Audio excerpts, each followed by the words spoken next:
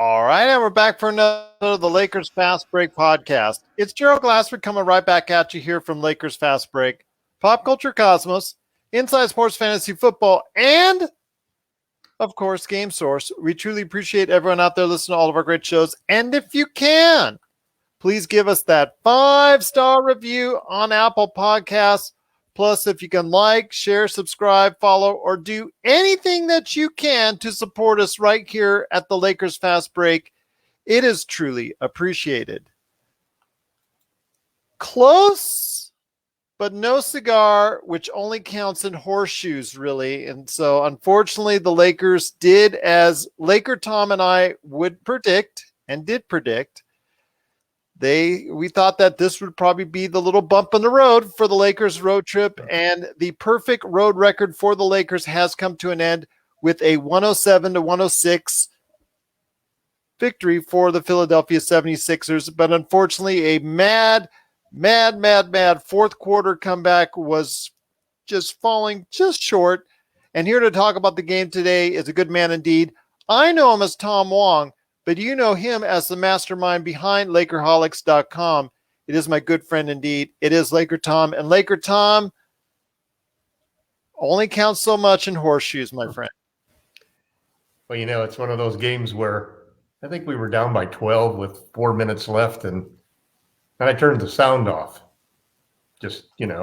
Oh, that's what I did on Sirius XM driving. Just sort of trying to change the mojo of the game, and all of a sudden we hit 3 threes, and Caruso made several great defensive plays, and we came back and took the lead. I had time after the game to look at the stats, and it's really amazing how close the stats were, because they were basically a 1-point game stats. Yeah. Both teams made 41 baskets. Both teams made 16 free throws. Both teams had 22 points off the bench. It turned out that they made one more three, and we made one more two. They won the rebounding battle by 1 rebound. It was just an amazingly close game, and one that the Lakers are going to kick themselves because they should have won it. They basically did not play defense for a good portion of the game. They had 112 defensive rating for the game.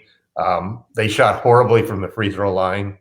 Anthony Davis continued his funk of not being able to hit his shots. He's 0 for 3 from deep, and I think 5 for 11 or something like that from the free throw line. It just was a game that we just couldn't hit anything. We couldn't do anything right. It seemed like every call that happened in the game went against us.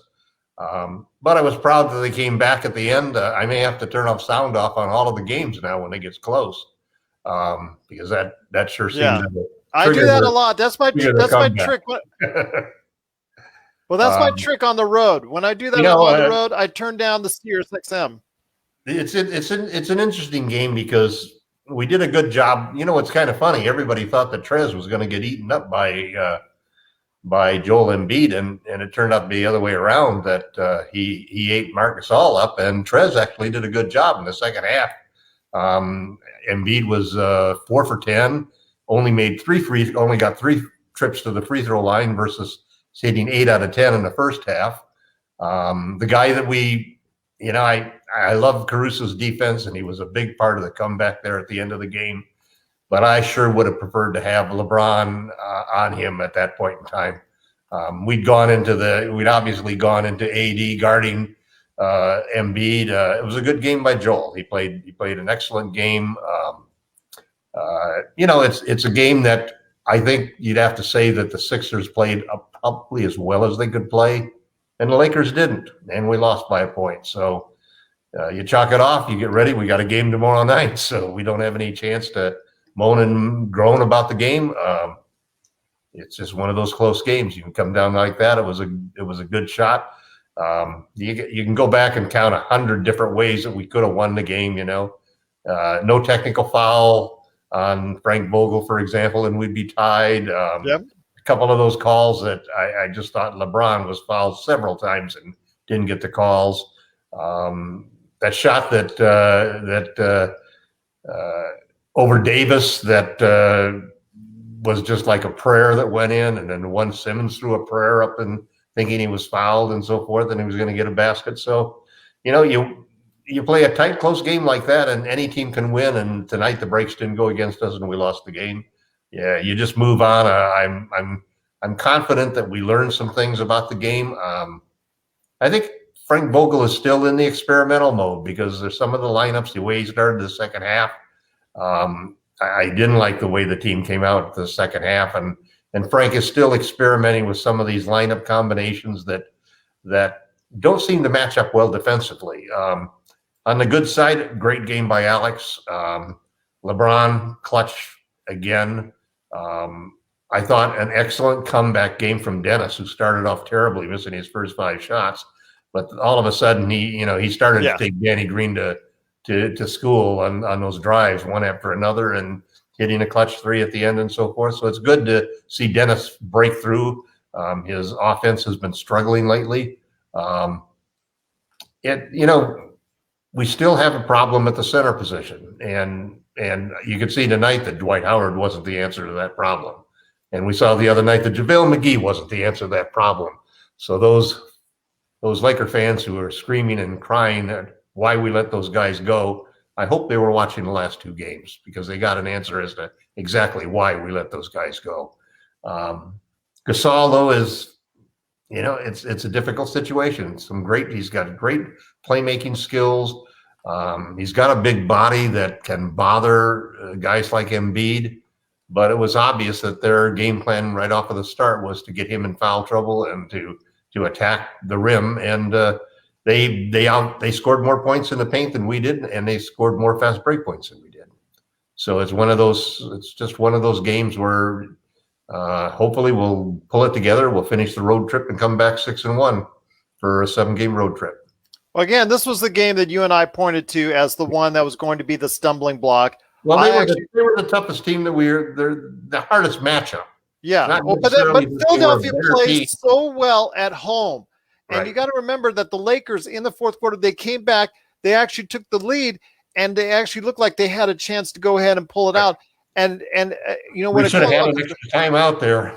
Yeah, I know Sean Grice was talking about that, aka Magic Man. He was talking about how the Lakers got out-coached today because of the fact that, again, at the end, that the Lakers didn't have enough timeouts. But to me, I think it's almost like... I actually don't think that Doc Rivers is able to outcoach Frank Vogel. I think Frank Vogel... I'm just telling you, I'm quoting you what he said. I think Frank Vogel was playing this like his normal regular season game. He wanted to learn some things about who could defend this team, who could score against this team, who was a good matchups, because they're a good chance that they're my pick that we're going to meet in the finals. And so I think Frank was basically going with that type of approach. And Anthony Davis, has got to get his shot back. AD was very tentative today, and well, the free throw line was the difference right there for you. His ineptitude at the free throw line was the difference in today's game. And you talked about Ben Simmons not being guarded by LeBron in the close moments. That's something in a playoff series you're going to see differently, that I think LeBron will go ahead and tell Frank, you know what, I'm going to guard him whether you like it or not. So I think that's something you'll see there different. But again, to be so close to victory and to come back on that fourth quarter, I am happy. About as happy as you can be with a loss in this situation, because the fact that the Lakers, I thought this was going to be a 10 to 15 point loss, and it was going to look like it was something until the last 3 minutes of the game. But the Lakers, they fought back, they took the lead, they showed Philadelphia, I think, that we can win on your home floor. It doesn't matter where you play us, we will win and we will beat you anywhere. I think that's the message that was sent tonight, that Philadelphia escaped with the victory, but just barely. I think the message was clearly sent about where the Lakers stand. And, you talk about the MVP performance, and this was a showcase between the number 1 and number 2. Clearly tonight, to me, I don't think Embiid had as good a game, because 8 of 18 for Embiid, playing up close like he did and taking a lot of shots inside. I think LeBron outplayed Embiid personally. Well, Embiid also, if you look at the second half of the games, that's when the games are won and lost. Yeah. And Joel didn't have a good second half. He had turned the ball over several times down in there. But but boy, he's a load. He's a load in the low post, and He is. his sort of clumsy Euro step type of attack to the basket really is very difficult to keep him off of the free throw line. I thought the Lakers did a good job in the second half doing that, and I was surprised at Trez. Trez was very competitive against him, which is a good sign. So I think both teams came away with this with something that they wanted.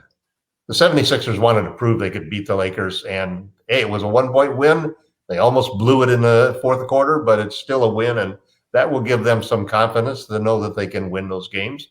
But the Lakers, I think, also understood very well that we didn't play well and we almost won. Yeah. I think that's what I come out of it. I think that's what I come out of it indeed. So, LakerTom, I have a lot of – yeah, in the playoffs, I don't think, like I said, I don't think it's close. I mean, they proved it tonight, the Lakers did, where they can go in and play, for the most part, outside of LeBron, have a half-ass type of game, for lack of a better term, and still be able to come that close to victory on their floor where they play better at home than virtually anyone else. So it sends a message to me just how good the Lakers are, and I think the message was clearly sent. Philadelphia was very lucky and fortunate to get a win. And usually I don't want to go all homer on everyone on like that. Usually I don't. You're the one that's usually touting the homer side of it.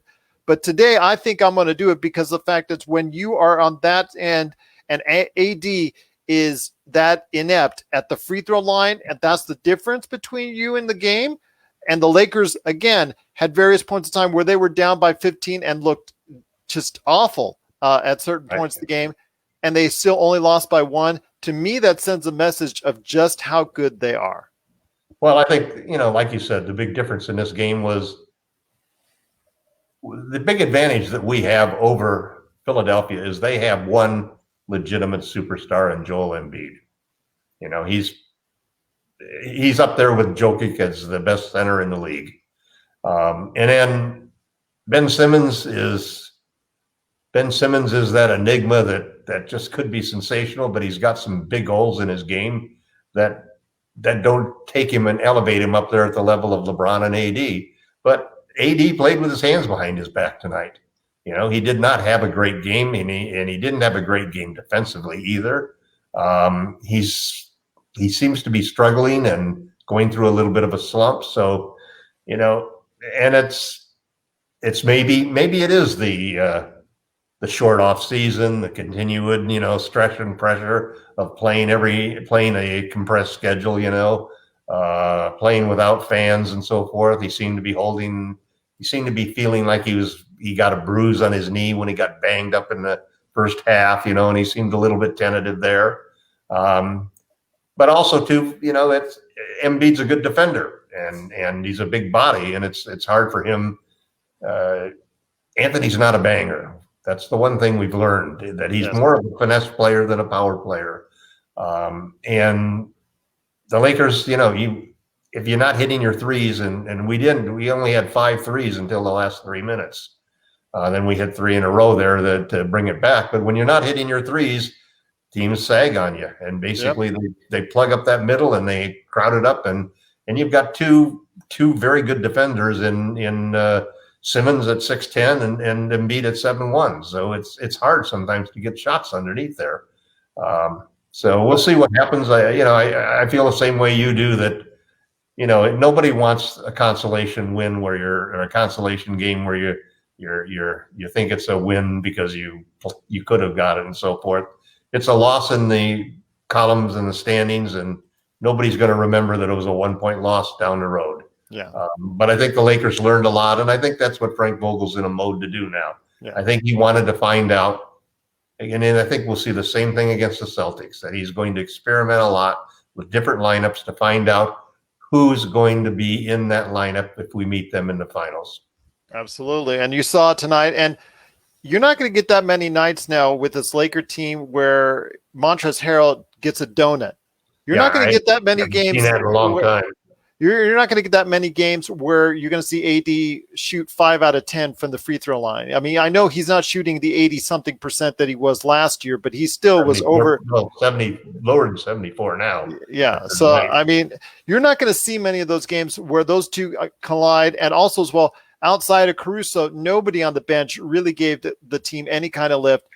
You know what? The Lakers played bad all across outside of Schroeder, outside of LeBron, and outside of Caruso. They played bad across the board, and they were still only 1 point down. And you know what? I take some solace in that. I am going to see your side for once on this, because again, you and I thought this game was going to be a definite L. If we were going to lose one, it was going to be this game. And I thought it seriously was going to. I know the spread here in Vegas had the Lakers favored by 4, and I thought they were absolutely crazy because again, this had the earmarkings of the Lakers being down by 10 or 15, just chalking up a loss, and there you go.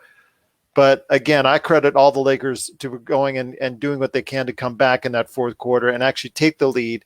And that tells me something right there that you know what, that they can win if they're playing halfway decent basketball. They don't even have to ratchet it full, and they can beat the best teams in the league.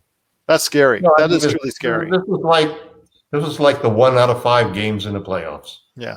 Where so there you go. They didn't bring their best. They didn't bring their A game. They brought a B- or a C+ game. Yeah, that wasn't enough. Well, I'll tell you what. Tomorrow, though, they do go to Detroit, and let's hope. Okay, over under for Kyle Kuzma on shots. I'm saying 15. So over under on 15 because he wants to show off in front of the Motown. Well, I think it's his friends and family there. Because the team always wants to help the guy play well at hometown. Hopefully, Kyle will see his mom and get some home cooking, just like LeBron was able to. So even though it's a back-to-back, I don't think that the Lakers are going to slump. I think Anthony Davis is going to. I think they're going to be mad. Anthony Davis is going to be angry and come out and have another game, and I think he'll probably say that he played like dog dirt, like terrible, you know. Yeah. Well, I'll tell you what, I'm looking forward to it. But I know if Sean Grice comes back and you get a chance to talk to him, he wants to really, really talk to you about the Pelicans. I'm not going to talk to you about the Pelicans today. We're not going to go into Lonzo Ball deal because we know Lonzo Ball is a favorite of yours. We're going to go heavy into Lonzo back, but there's no trade that I would make for Lonzo at this point in time. You know what? There's a bag of chips somewhere. Maybe you could trade it for him for that. But he is awful right now. That's all I'll say. He is absolutely god awful. And there's no way I would trade for him right now. I know he's on the marketplace, but again, Sean Grice wants to cover that with you. He specifically said, I want to talk to Tom. I want to talk to Tom. So hopefully tomorrow he will talk to Tom about the Pelicans. He can do that. Yeah, and Lonzo Ball, and maybe your infatuation might just end or is going to come to an end pretty soon the way he's playing right now. So we'll see. But you talk to him tomorrow on that because he'll be right here on the Lakers Fast Break on the post-game show. It'll be the Lakers in Detroit. We truly appreciate everyone watching and listening. But before we head on out, are you working on anything else? Because I got a few last Lakers Fast Breaks I want to get everybody up to date on. No, I'm still a little perplexed about what we're going to do with the center position. You know, it still is a problem because we lack first off a modern defensive center. In a sense, and that's a guy who can both defend at the rim and protect the rim as well as defend on the perimeter. We don't have a guy like that. Oh, I'm sorry, we do, except he doesn't want to play center. Yeah, and Anthony Davis, and so you really need to have somebody like Miles Turner who can fill that role. And I think that's the big priority that the Lakers have is to somehow find a way to fill that hole up. And as I said, that's not a hole you can fill with Dwight Howard or JaVale McGee. Their inability to be able to defend on the perimeter is why they became unplayable in the playoffs. So we need somebody who can fill that hole. And also, you know, I posted some stats from Marc Gasol, and he's actually been a terrific defender against Joel Embiid and has basically held him to under 40% from the field and in the low 30s and from the three. So he's played well against him, but that was maybe a year ago, 2 years ago when Mark was a little more mobile. And when Embiid wasn't as serious and in as good a shape as he is right now. So I think Philadelphia still is the team that I like in the East, simply because of Embiid. And we'll have to see how the Nets come together, whether they can figure out how to play defense. And then there's also the whole situation that there's probably going to be some pretty big trades coming up at the trade deadline. And unfortunately, the Lakers aren't going to be involved in it. But a lot of the competitors of the Lakers are going to be looking to try to find a player who can be the catalyst to elevate them enough so that they can compete against LA. So it should be an interesting season. We're past the 1/4 way now, moving on toward getting to the halfway point, and we'll just have to see how it holds out. I think it'll be interesting to see. I'm sure there's some of the power rankings that are going to elevate the 76ers or a few foolish ones that are going to try to elevate the Jazz to the top position.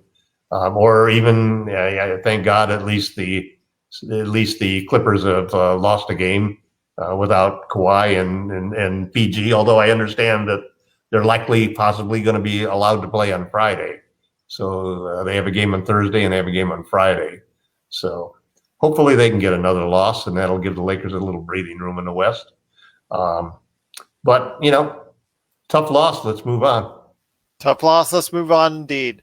But it is Laker Tom. You got to catch what he's doing today at Lakerholics.com. Be part of the conversation today at Lakerholics.com. And before we head on out, I want to let everyone know I not only dropped 1, but 2 awesome interviews for the first year anniversary of the passing of Kobe Bryant and Gigi Bryant.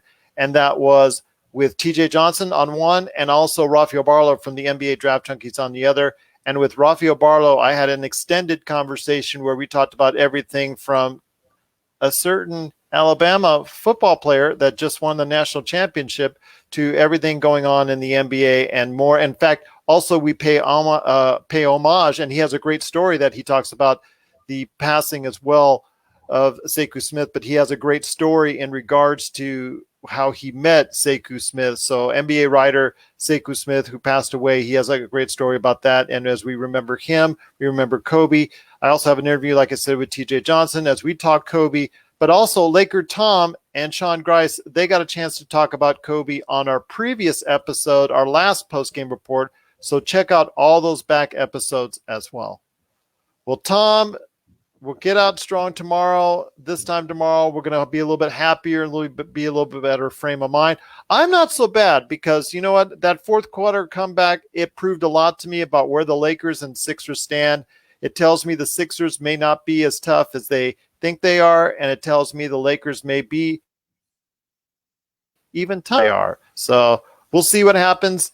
The Lakers just got to make your free throws. Simple as that. Make your free throws. You win the game. That's all you need to do. The fourth quarter were killers.